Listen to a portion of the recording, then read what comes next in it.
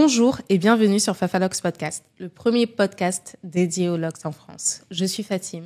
Je suis Dinanga. Aujourd'hui, on se retrouve pour un Locks Talk. Vous connaissez le concept, on est deux, on se pose des questions et on essaie d'y répondre de la manière la plus franche possible. Aujourd'hui, exceptionnellement, on répond à vos questions que vous nous avez posées en commentaire. D'ailleurs, n'hésitez pas à nous poser vos questions, on y répondra. On commence ? Let's go. Donc, dans les commentaires, on a eu « Est-ce que vous avez déjà refusé de vous occuper des locks d'une personne ?» C'est jamais arrivé qu'on refuse de s'occuper des locks d'une personne.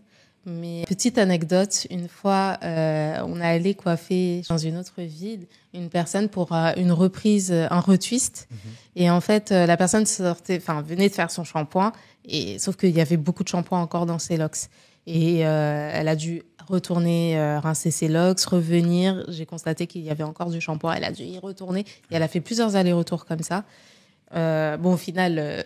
On a quand même fait la prestation. Oui, les cheveux étaient propres et secs sur la fin. D'ailleurs, prenez votre temps sur le shampoing parce que parfois on peut se retrouver avec un peu de shampoing sur les locks.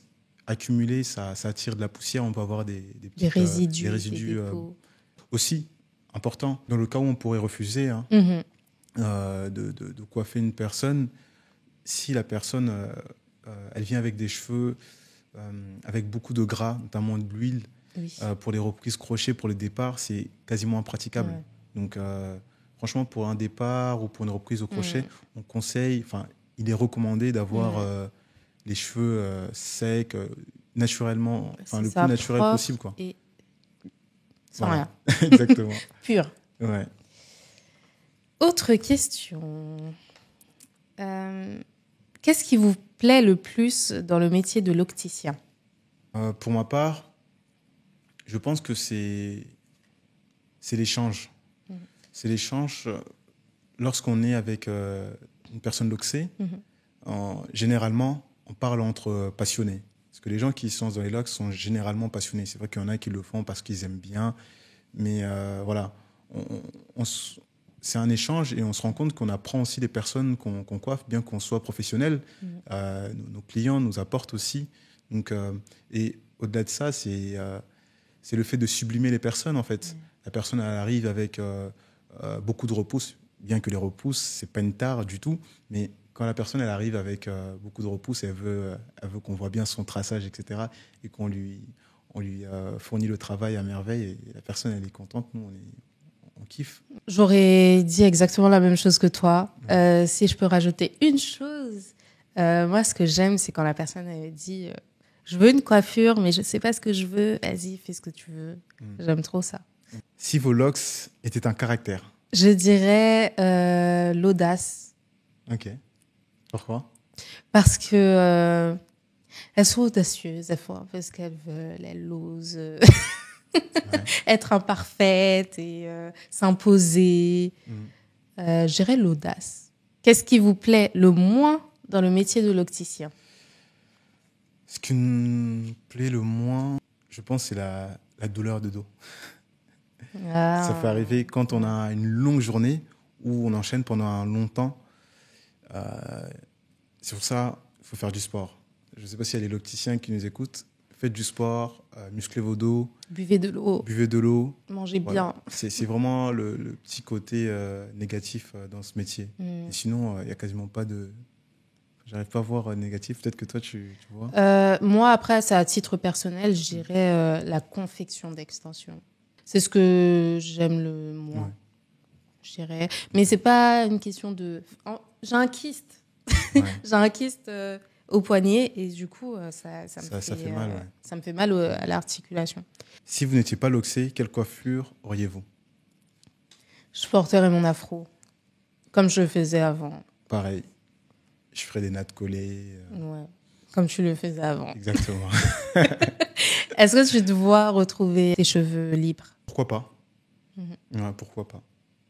J'avoue qu'un jour, je me taperais une déterre pour défaire mes locks et retrouver un afro de ouf et refaire des locks encore. Parce que les locks, c'est la vie. Qu'est-ce qui t'a motivé à débuter ta carrière de l'opticien ? Ce qui m'a motivé, c'est d'abord la passion et le fait d'aider les personnes à l'idée de soit d'emboîter le pas ou d'entretenir leurs locks, parce qu'il y a beaucoup de personnes qui portaient les locks, mais malheureusement n'avaient pas de bons locticiens ou des personnes passionnées pour entretenir leurs locks. Moi, j'osais pas non plus me lancer en tant que locticienne à la base. Et ce qui m'a motivée, franchement, c'est la famille et toi. Ouais. Parce que je m'occupais de mes locks, je m'occupais des locks de mon petit frère, je m'occupais des locks des amis, un peu autour, mais je me sentais pas légitime ou... tu vois, je me voyais pas, j'avais un peu... je manque un peu d'audace par moment. Je me sentais pas légitime. Ouais. Et c'est vraiment de longues discussions avec toi, avec la famille, avec mes frères et sœurs, qui m'ont encouragée, qui m'ont motivée. C'est là que je me suis dit, vas-y, je me lance. Au final, c'est trop bien. Ouais, on t'a déjà arrêté dans la rue pour te parler de tes locks? Oui. Souvent, on me demande si ce sont mes cheveux. Ouais, on me demande si ce sont mes cheveux. D'ailleurs, pourquoi cette question? Les gens, ils ont du mal à concevoir qu'on... Enfin, je sais pas si c'est une idée reçue que les gens, ils ont dans leur tête vraiment et c'est ancré. Penser que les personnes noires peuvent avoir des longs cheveux. Et à fortiori loxés, tu vois. Ouais. Sachant qu'en plus, j'ai pas de longues locks non plus, tu vois, elles sont moyennes. Mais ce qui vient après cette question, c'est ah ouais, ce sont tes cheveux, mais t'es de quelle origine? Ah ouais. Okay. Souvent, c'est ce qui vient après. Quand je dis que je suis malienne, c'est t'es malienne et quoi? Ah ouais. Okay. Donc on peut pas être malienne et avoir des longs cheveux. Ok. Bon.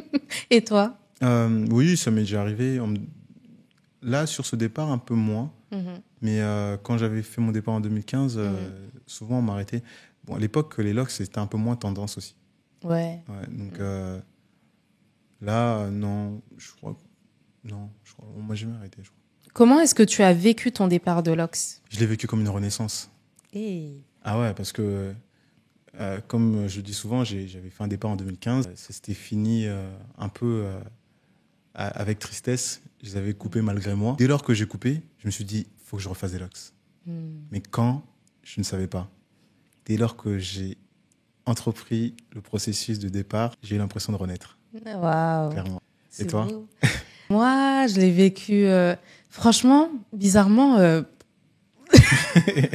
c'est un genre comme un autre. Ouais. En fait, comme je le faisais en clandestin aussi, je le faisais un peu en sous-marin pour pas que mes parents le remarquent. Donc, j'ai retiré la coiffure que j'avais avant. J'ai lavé mes cheveux directement après, j'ai fait mes vanilles. Et je pense que même moi, je ne pensais pas, au moment où je faisais mon départ, que c'était un vrai départ de locks. Je me suis dit, bon, je fais les vanilles, je tente. Et en fait, j'ai laissé. Et si, pendant cette période, si tes parents avaient... Bon, ils ont cramé que tu avais fait des locks un peu plus tard. S'ils avaient cramé un peu plus tôt et ils t'avaient demandé d'enlever, tu aurais fait quoi? Les connaissants, ils ne m'auraient pas demandé d'enlever. Mais dans l'hypothèse où ils te demandent d'enlever? J'aurais négocié. Tu aurais négocié, ok. Je suis une grande négociatrice là-bas. Bah oui. J'aurais négocié jusqu'au bout. Que penses-tu du marché des locks? Je trouve que c'est un marché vaste et qui manque beaucoup d'informations en France concernant les locks. Il y a très peu de personnes qui forment. C'est difficile d'avoir les bonnes infos, même sur le net.